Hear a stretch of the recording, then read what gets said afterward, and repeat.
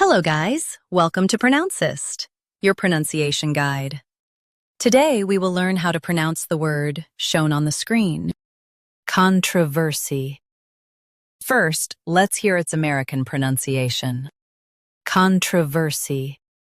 Now, read the syllables of U.S. pronunciation shown on the screen naturally.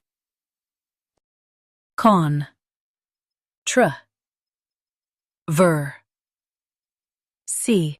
Controversy. Con, tr, ver. C. Controversy. Now, let's focus on British pronunciation of this word. Controversy. Now, read the syllables of British pronunciation shown on the screen naturally. Con, tr, v. C. Controversy. Con, tr, v. C. Controversy. US says ver, UK says v. Stress con and tra.